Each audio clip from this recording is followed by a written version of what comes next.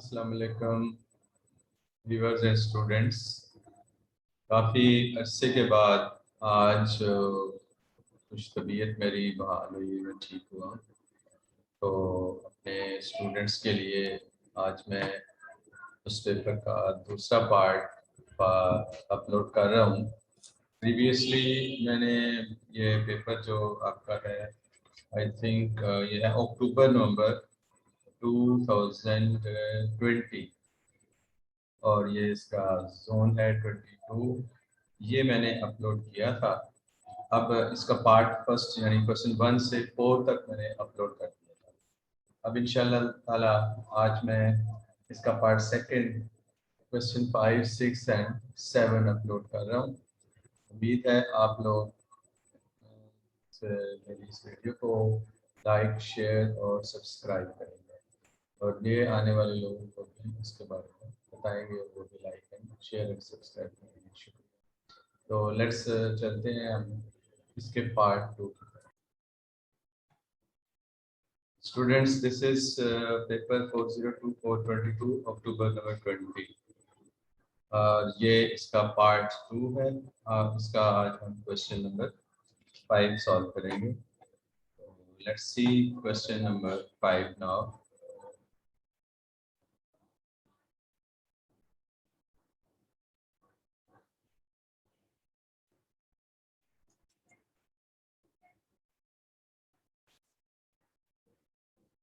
चलिए, औज़ुबिल्लाहि बिस्मिल्लाहिर्रहमानिर्रहीम। ये है question 5। Gita has n stems. तो गीता स्टैंड्स फॉर G। तो G से लिखते हैं G is equals to n stems.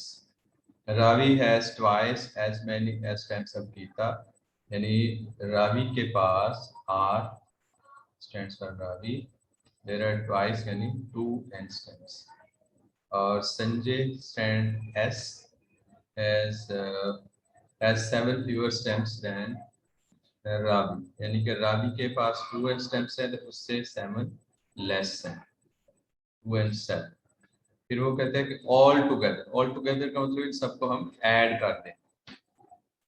The three children have 108 stems. So n plus 2n plus 2n minus 7 is equals to 108. This is given. अच्छा जी, फिर वो कहता है कि फॉर्म एन इक्वेशन, ये इक्वेशन बन गई एंड सॉल्व इट। अब जब इसको इक्वेशन बना लेंगे तो ये आपके पास आ जाएगा 5n minus 7 is equals to 108। 7 दूसरी साइड पे जाकर प्लस हो जाएगा, ये आपका पास आ जाएगा 5n is equals to 1/5। तो n is equals to 23। तो there are 23 stems, or sorry, n number of the Gita has 23 stems, but he is asking for number of stems Sanjay has. तो संजय के पास कितनी है? 2n minus 7।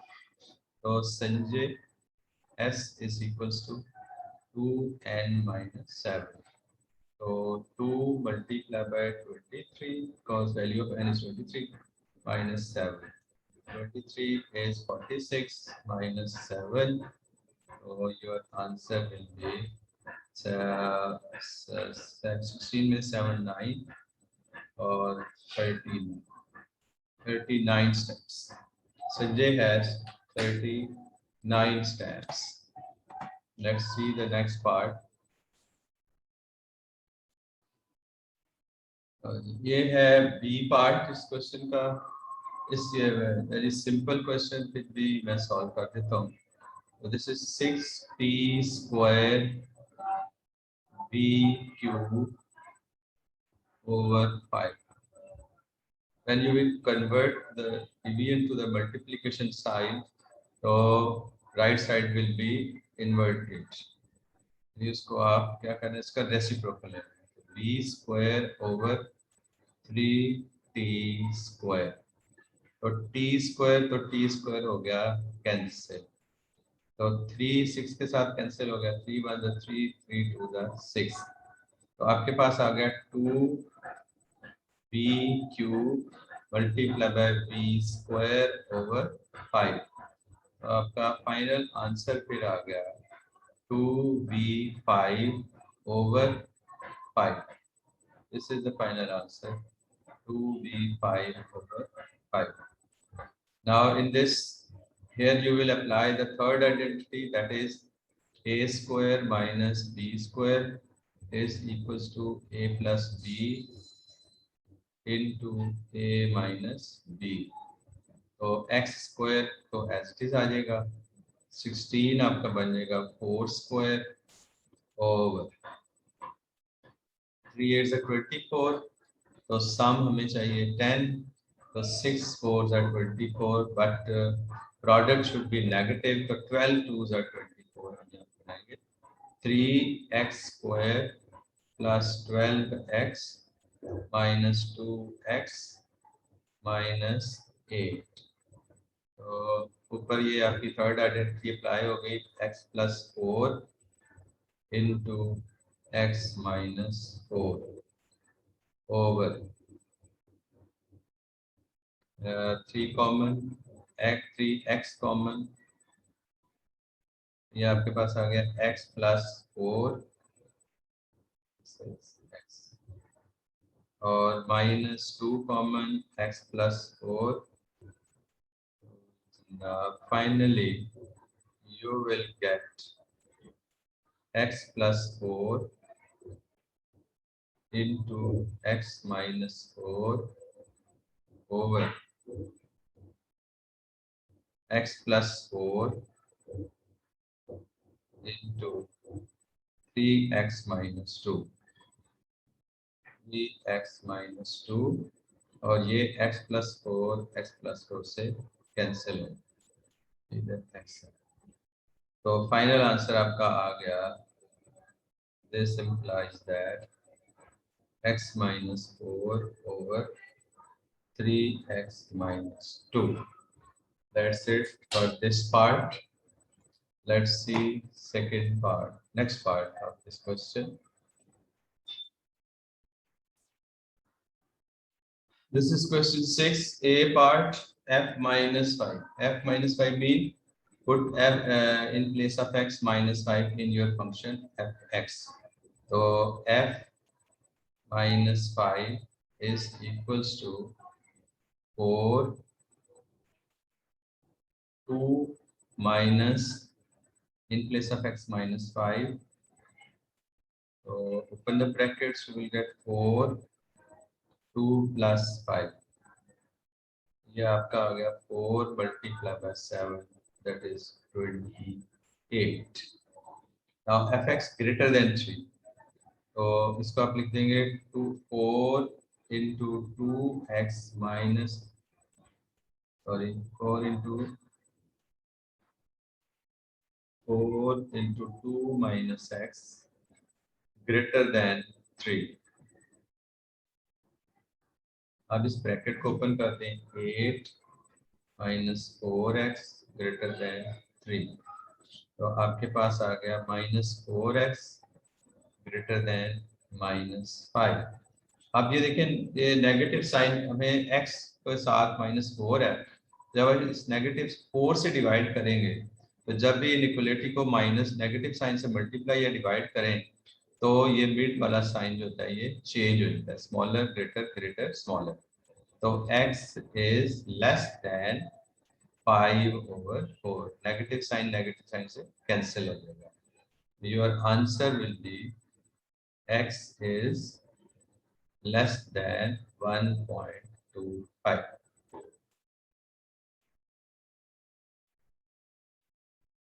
और यहाँ पे आपका आंसर है. That's it for this part of the question. Let's see next part. C part, f inverse x. For f inverse x, your function fx is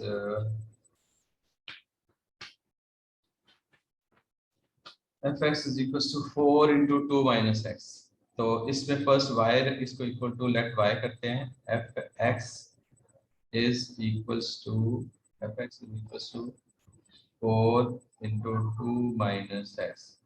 Let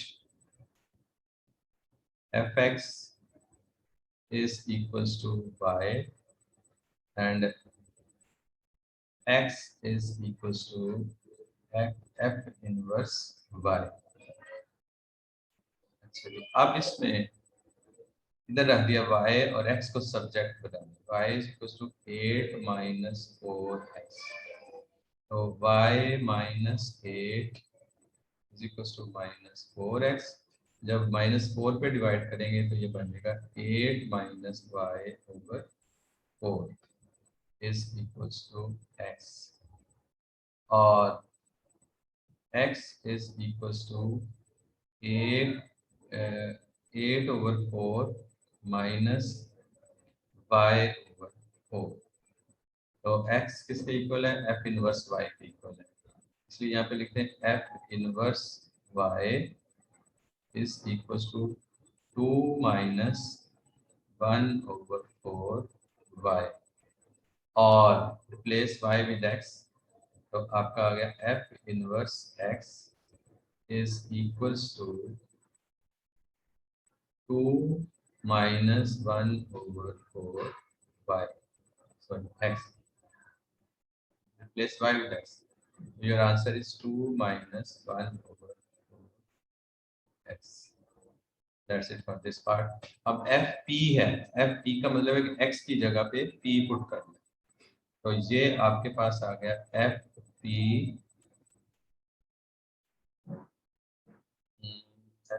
जगह पे. तो ये आएगा 4 into 2 minus p is equals to gx है आपका 7 minus 3x over 5. ये आ गया 7 minus 3x की जगह 2p plus 1 2p plus 1 over 5.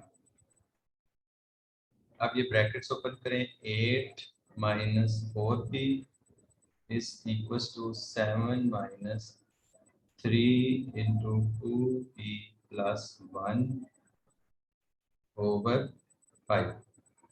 अब 7 अंदर चला गया, माइनस हो गया 7 अंदर जाके. तो p वाली वैल्यूज को आप लेफ्ट साइड राइट साइड पे ले आए.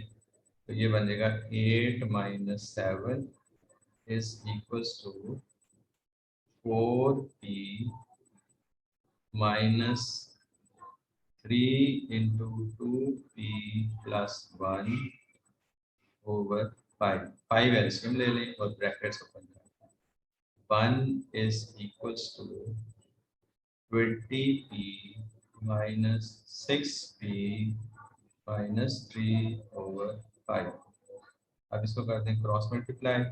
तो 5 is equals to 20 minus 6p is 14p minus 3. तो वैल्यू ऑफ p निकाल. 3 उधर जाके ऐड हो गया, तो ये आपका आ गया 8 over 14 is equals to p. That's it for this part. And let's see the next part.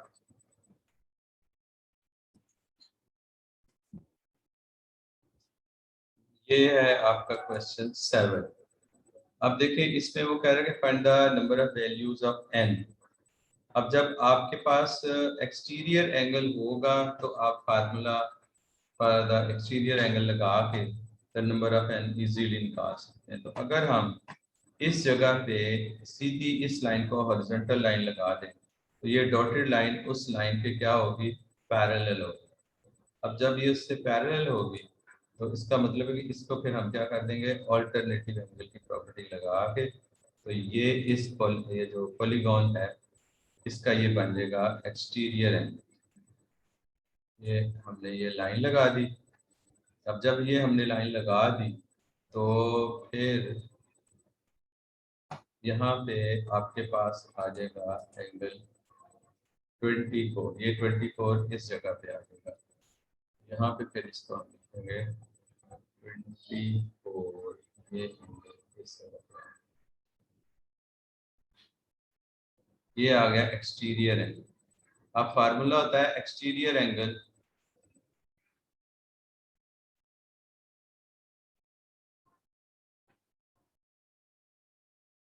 Is equal to 360/n। ये फार्मूला होता है इन केस ऑफ रेगुलर। आप देख सकते हैं कि ये एक रेगुलर पॉलीगॉन है और उसने लिखा भी हुआ है कि ये एक रेगुलर पॉलीगॉन है। तो रेगुलर पॉलीगॉन का एक्सटीरियर एंगल होता है 360/n। तो एक्सटीरियर एंगल आपको दिया हुआ है 24। तो 24 इज इक्वल टू 360/n। तो n is equal to 360 divided by 24। तो 24 को 360 अगर हम कैंसिल करें तो ये बनता है 24 2s are 20, 12 2s are 24, तो 12 3s are 36, 3s are 36, 30 आ गया। तो 2 1 जा 2 और 15, n आपका आ गया, n is equals to 15। That's it for this part। अच्छा जी, लेट्स चलते हैं आगे नेक्स्ट पार्ट के लिए। मैं इसको रेस नहीं करूँगा, इसके लिए ये आगे स्टिकर की हमें ज़रूरत है, इसलिए हम इसको ऐसे ही चलाते हैं, वापस आएंगे इसके बाद। अच्छा जी, ये है फाइंड एंगल एच एफ जी। एच एफ जी एंगल रिक्वायर्ड है, एच एफ जी ये एंगल रिक्वायर्ड है। ये मैं लाइन लगा रहा हूँ।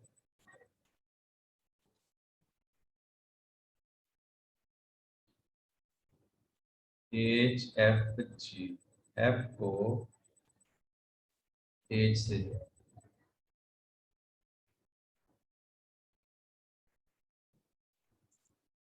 ये आपकी ट्रायंगल बन गई एच एफ जी। अब इसमें आपको एंगल चाहिए, ये वाला एंगल चाहिए। तो जब तक आपके पास ये इंटीरियर ईच इंटीरियर एंगल नहीं होगा तब तक आप ईच इंटीरियर एंगल नहीं निकाल सकते। तो ये इजीली हम यहाँ से निकाल सकते हैं क्योंकि इसके सारे एंगल्स ही आपस में इक्वल है। तो ये आपका फिर बन गया 180 माइनस 24। तो इसका ईच इंटीरियर एंगल, फिर ये पार्ट 2 मैं इधर ही सॉल्व कर रहा हूँ, नहीं तो ये मुझे सारा फिर नीचे मूव करना पड़ेगा, आपको समझ नहीं आएगी। तो आपके पास आ जाएगा ईच इंटीरियर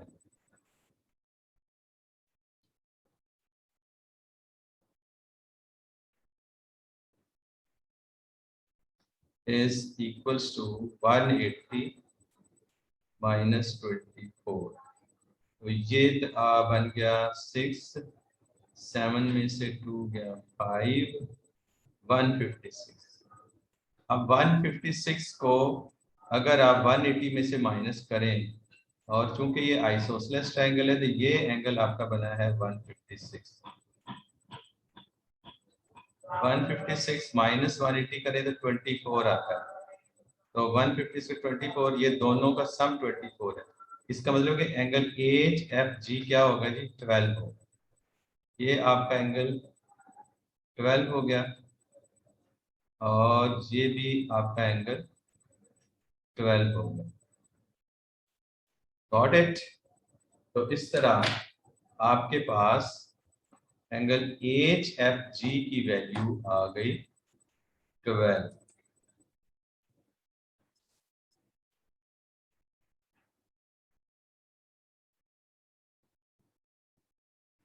इस जगह पे आप लिख सकते हैं एच एफ जी 12।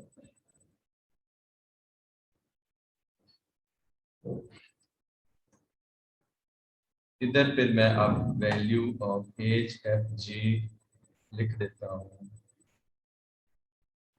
12।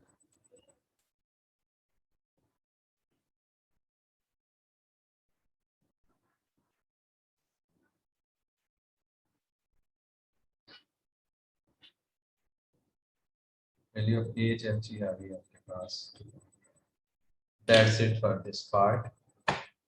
अच्छा जी, इसके बाद आप देखते हैं पार्ट 3 क्या है इसका। पार्ट 3 कोई नहीं, बी पार्ट। चलिए अब बी पार्ट हम करते हैं। पहले हम इसी पे वापस आए।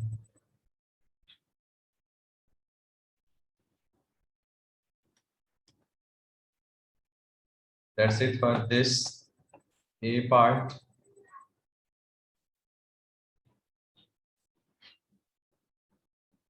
अच्छा जी, ये आपका है बी पार्ट। अब इस क्वेश्चन में वो कह रहा है कि P Q R S is a parallelogram. अब जब ये पैरेललोग्राम है तो आपको पता होना चाहिए कि ऑपोजिट साइड्स की लेंथ आपस में इक्वल होती है। तो उसने आपको कहा है P Q R S is parallelogram, P U and S Q R intersects at X, T U is parallel to Q R, T Q over P T, T Q, ये T Q over P T क्या है 1 और 2, यानी कि ये 1 और ये 2। अच्छा जी, फिर P T, sorry, U R और रेशो एस यू, ये भी 1 और 2 की रेशो। अच्छा, अब इसको लेबल कर लिया हमने क्वेश्चन से, फिगर को show that the triangle PQS is similar to the triangle TQX. Give a reason for each statement. You may. लो जी, इसमें सबसे पहली जो बात हम करेंगे वो हम ये कहेंगे कि ये जो है ना आपका एंगल Q इन दोनों में कॉमन। पहली बात, इन दोनों में क्या है, ये कॉमन एंगल है। तो हम लिख देते हैं, इधर ही मैं इसके सामने ले देता हूँ क्योंकि इसको मूव किया तो फिर वो फिगर गायब हो जाएगी और सारी बात फिगर से समझा दी। तो एंगल आपका आ गया X Q P, X Q P is equals to X triangle S, S Q P, S Q P, S Q P, ये दोनों क्या है जी, ये कॉमन, कॉमन, दोनों में एंगल कॉमन हो गया। अच्छा जी, इसके बाद है रीजनिंग करनी है ना। एक रीजन तो ये हो गया, दूसरा ये हो गया S P Q, sorry X T Q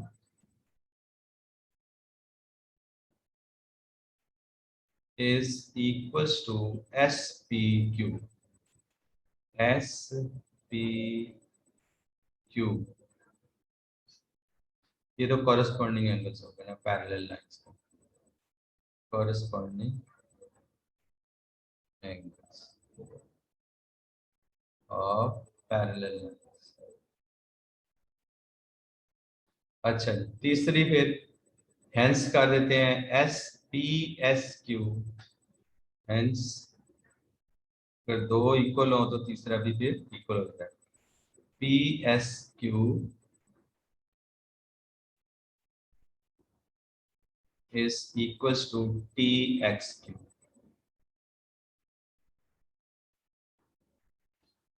The triangles are similar.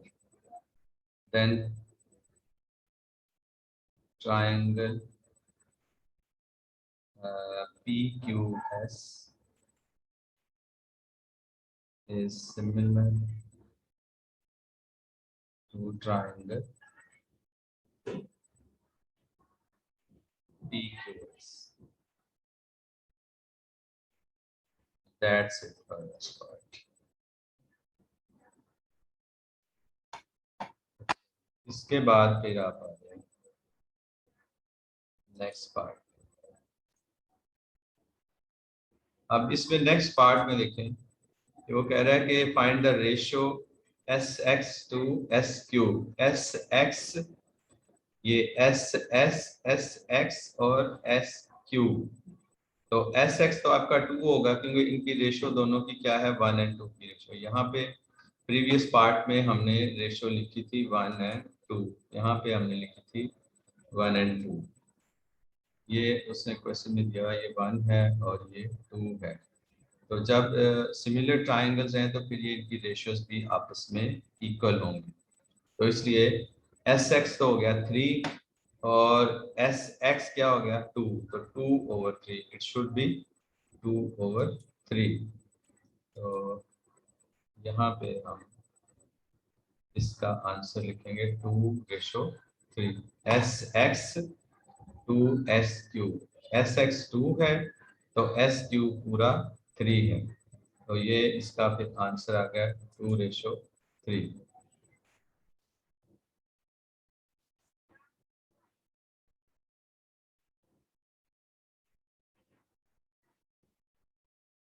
अच्छा जी, इसके आगे कह रहा है कि the area of the triangle P Q x.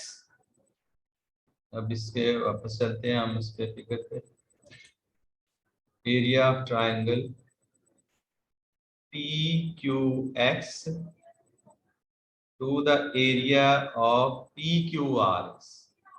तो पी क्यू आर एस आप देखें कि ये पूरी पैरेललोग्राम है। तो जो जो इस पूरी ट्राइंगल का जितना एरिया होगा, कौन सी, एस पी क्यू ट्राइंगल का जो एरिया होगा वो भी इस ट्राइंगल एस आर क्यू को होगा।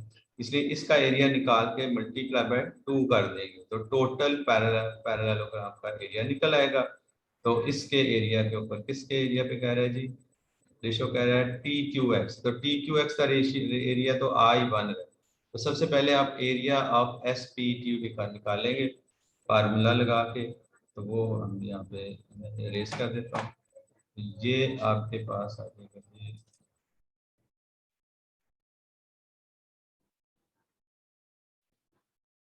इधर हम करेंगे।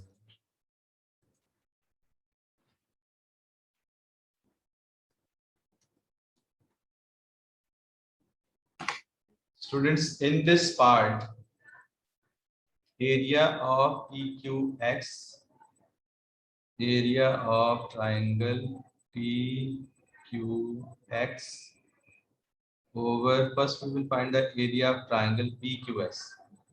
Area of triangle PQS is equals to 1/3 whole square. तो आपके पास आ गया triangle PQX over triangle PQS is equals to 1/9। तो एरिया ऑफ पैरेललोग्राम फिर 18 बन जाएगा। फिर फाइनल आंसर आपका आ जाएगा triangle Q T Q x over parallelogram P Q R S is equals to 1/18। So here you will write 1:18। That's it for this question. Allah Hafiz. See you in the next question, next video. Please like, share, and subscribe.